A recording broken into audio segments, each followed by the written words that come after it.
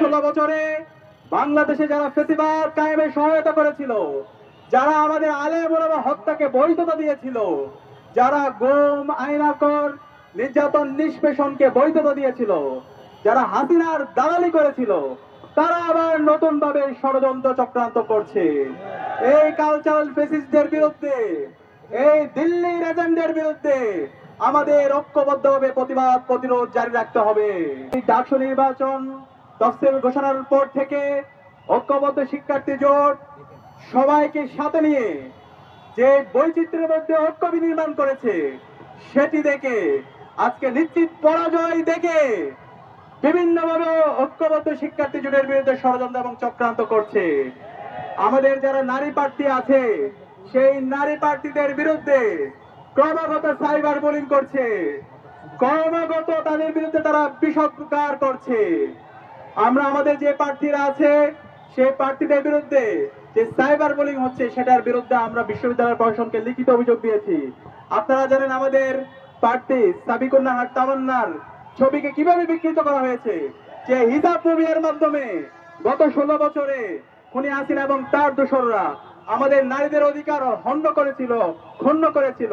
সেই একই কায়দায় এই জুলাই বিপ্লব পরবর্তী তারা আবার নতুন ভাবে হিজাব ফোবিয়া, ইসলামের যে সিম্বল গুলো আছে সেগুলোকে প্রবলেমাটাইজ করা, সেগুলোকে ক্রিমিনালাইজ করার তারা চেষ্টা শুরু করেছে।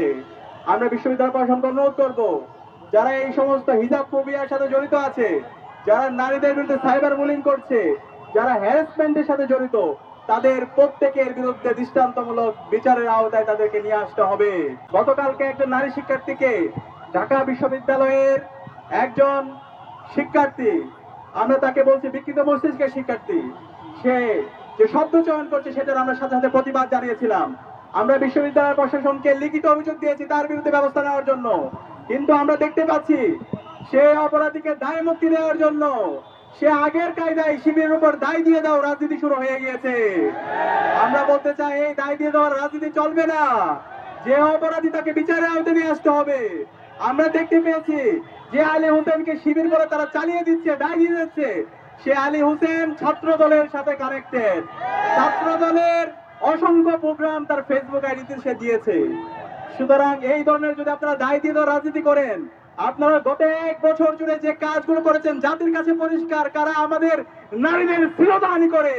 ঢাকা বিশ্ববিদ্যালয়ের শিক্ষার্থীরা জানে 2002 সালে শামসুন্নাহর হলে কিভাবে নারীদের উপর নির্যাতন করা হয়েছিল, বইদের মধ্যে কিভাবে নির্যাতন করা হয়েছিল।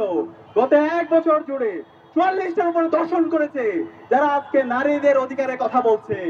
এভাবে আমরা প্রতিদিন পত্রিকার পাতা খুললে এই নারীদের শ্লীলতাহানি থেকে শুরু করে হ্যারাসমেন্ট থেকে শুরু করে সব কর্মকাণ্ডের সাথে আমরা তাদের জড়িত থাকার অভিযোগ খুঁজে পাই।